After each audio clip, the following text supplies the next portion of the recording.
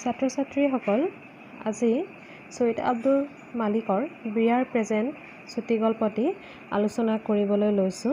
এই বিয়াৰ প্ৰেজেণ্ট গল্পটিত সমান্তৰালকৈ আৰ্থিক পৰিস্থিতি আৰু মানৱীয়তা এই দুই পৰিস্থিতিক কেন্দ্ৰ কৰি চুটিগল্পটি বৰ্ণনা কৰা হৈছে। কিন্তু তাৰ আগতে আমি চুটিগল্পনো কি তাক ভালদৰে জানি ল'ব লাগিব। চুটিগল্প হৈছে কল্পনা প্ৰধান আধুনিক গদ্য সাহিত্য। চুটিগল্পৰ সম্পৰ্কে এটা যথাৰ্থ সংজ্ঞা দিবলৈ অসুবিধা যদিও এইবিধ সাহিত্য বহু বৰ্ণময় আৰু ইয়াৰ ৰূপ সলনি হৈ থাকে। আলোচকসকলেও একেষাৰতে চুটিগল্প কাক বোলে সঠিকভাৱে ক'ব পৰা নাই। তথাপিও ক'ব পাৰি যে চুটিগল্প হ'ল জীৱনৰ কোনো এক ঘটনা, পৰিস্থিতি বা জীৱন সম্পৰ্কে এক নিৰ্দিষ্ট বাৰ্তা দৃঢ় সংবদ্ধ গাঁথনিৰে ৰসঘন কৰি বৰ্ণনা কৰা এক কল্পনা প্ৰধান। এতিয়া মূল পাঠলৈ আগবাঢ়োঁ। বিয়াৰ প্ৰেজেণ্ট গল্পটোত গল্পকাৰে আৰ্থিক সীমাবদ্ধতাৰ বাবে প্ৰতিটো খোজতে হিচাপ নিকাচেৰে চলা দুজনীয়া পৰিয়াল অৰ্থাৎ গল্পৰ নায়িকা নাজিয়া আৰু নায়ক নাজিয়াৰ স্বামীৰ কথোপকথনেৰে গল্পটিৰ আৰম্ভণি কৰিছে। নাজিয়া আৰু তেওঁৰ স্বামী তেনেই সাধাৰণ লোক। দুবেলা দুসাঁজ খাই বৈ থাকি তেওঁলোকে এক সুন্দৰ তথা সুখেৰে থাকিবলৈ চেষ্টা কৰে। যিহেতু তেওঁলোক আৰ্থিকভাৱে সবল নহয়, সেয়ে তেওঁলোকে প্ৰতিটো খোজতে হিচাপ নিকাচৰ মাজেৰে কিন্তু তেনেতে এদিন নাজিয়াৰ সম্পৰ্কীয় মোমায়েকৰ সৰু জীয়েকৰ বিয়া ওলোৱাত নাজিয়া আৰু তেওঁৰ স্বামী বিয়ালৈ যাবলৈ বুলি দোধোৰ মোধোৰত পৰে। কিয়নো মাহটোৰ শেষলৈ নাজিয়াহঁতৰ চলিবলৈ প্ৰায় টনা আজোৰা হয়। সেয়ে যিমান পাৰে হিচাপ নিকাচৰ মাজতেই চলিবলৈ চেষ্টা কৰে। এতিয়া এনে সময়ত মোমায়েকৰ ছোৱালীৰ বিয়া ওলোৱাত দুয়ো যাবলৈ মন মেলে যদিও হাতত থকা 200 টকাৰে তেওঁলোকৰ যোৱাটো অসম্ভৱ হৈ পৰে। কিয়নো নাজিয়াৰ মোমায়েক এজন বিখ্যাত ৰিটায়াৰ্ড হাকিম তাতে নগৰত থাকে।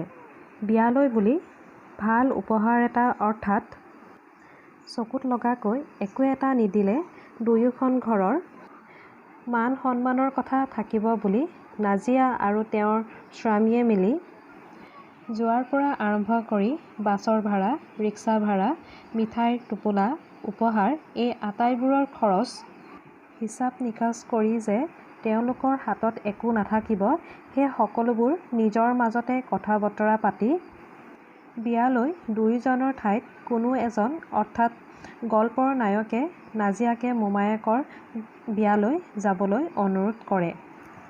কিন্তু নাজিয়াই নিজৰ মানুহজনক এৰি যাবলৈ অকণো ইচ্ছা কৰা নাছিল। কিন্তু নগ'লেও নহয়, এইখনেই তেওঁলোকৰ শেষ বিয়া। কেতিয়াবা টাউনলৈ গ'লে তেওঁলোকৰ ঘৰতে চাহ ভাত খাই আহে। সেয়ে এতিয়া যদি বিয়াখনলৈ কোনো এজন যোৱাটো নহয়, তেনেকুৱাত মোমায়েকে যে বেয়া পাব সেই কথা তেওঁৰ স্বামীয়ে কোৱাত নাজিয়াই যেনে তেনে মন বান্ধি বিয়ালৈ বুলি যাবলৈ ওলায় আৰু ৰাতিপুৱাতে গৈ আবেলিলৈ ঘূৰি অহাৰ কথা ভাবে। তথাপিও কথাৰ মাজতে নাজিয়াই আকৌ এবাৰ মানুহজনক লগত যোৱা হ'লে বিয়াৰ ঘৰত সকলোৱে ভাল পোৱাৰ কথা কোৱাৰ পাছতো মানুহজনে নাজিয়াকে বিয়ালৈ যাবলৈ কয়। কিয়নো দুয়োজন গ'লে মাহৰ শেষলৈ যে চলিবলৈ অসুবিধা হ'ব, সেয়ে তেওঁ হাতত 100 টকা ৰাখি নাজিয়াকে বিয়ালৈ যাবলৈ কয়। অৱশেষত ৰাতিপুৱা 6 বজাতে ৰিক্সা এখনেৰে বাছ ষ্টেচনত টিকেট কাটি নাজিয়াক গল্পৰ নায়কে গাড়ীত উঠাই থৈ আহেগৈ আৰু বিয়ালৈ ভাল উপহাৰ এটা কিনিবলৈ কৈ তেওঁ ৰিক্সা এখনেৰে ঘৰলৈ উভতে। আৰু হিচাপত 5 টকা বেছি হোৱাত গল্পৰ নায়কে কোনো ধৰণৰ দোষ নকৰে। যিহেতু তেওঁ আপোন মানুহৰ বাবে এই অলপ বেছি খৰচ কৰিছে। আৰু তেওঁ এই লৈও দুখ কৰা নাই যে বিয়াখনলৈ কেৱল নাজিয়া যাব লগা হোৱাৰ বাবে, কিয়নো হাতত টকা থকা হ'লে তেওঁলোক দুয়ো একেলগে গ'ল হয়। এতিয়া যেতিয়া নাজিয়া বিয়ালৈ গৈছে, তেনে ক্ষেত্ৰত বিয়াত নাজিয়াক দেখিলে তেওঁৰ কথা যে আনে সুধি নাজিয়াক ব্যতিব্যস্ত নকৰে, সেই লৈ গল্পৰ নায়ক নিশ্চিত। সেয়ে তেওঁ ঘৰলৈ ঘূৰি আহি ইটো সিটো কাম কৰি থকাৰ মাজতে বিয়াৰ ঘৰৰ কথা ভাবি থাকে আৰু নাজিয়া কেতিয়া ঘূৰি আহি পাবহি তাকে চিন্তা কৰি থাকে। ঠিক ৰাতি ৯ বজাত দুখে ভাগৰে নাজিয়া ঘৰ সোমাই মানুহজনৰ সৈতে বিশেষ কোনো ধৰণৰ কথা নাপাতি কাপোৰ কানি সলাবলৈ ভিতৰলৈ সোমাই যায়। কিছু সময়ৰ পিছত আজৰি হৈ অহা নাজিয়াই দুপৰীয়া কিবা এটা খালে নে নাই বুলি সুধি চাহ কৰোঁনে বুলি কোৱাত মানুহজনে নাজিয়াক অলপ বহিবলৈ কয় আৰু বিয়া ঘৰৰ দুই এটা প্ৰশ্ন কৰে। আৰু লগতে তেওঁ নোযোৱাৰ কথা কিবা সুধিছে নেকি তাকো প্ৰশ্ন কৰে নাজিয়াক। কিন্তু নাজিয়াই মিছা হাঁহিৰে তেওঁ নোযোৱাৰ বাবে দুই এজনে ইটো সিটো প্ৰশ্ন কৰাৰ লগতে তেওঁ যে কৃপণ বুলি কোৱাত মানুহজনে সকলোবোৰ বুজি ওলোটাই মোমায়েকৰ ঘৰখনৰ মানুহকহে কৃপণ বুলি কয়, কিয়নো নাজিয়া বিয়া ঘৰৰ পৰা শুদা হাতেৰেই উভতি আহে। ছাত্ৰ-ছাত্ৰীসকল, আজিলৈ আমি ইমানখিনিলৈকে আলোচনা কৰিলোঁ।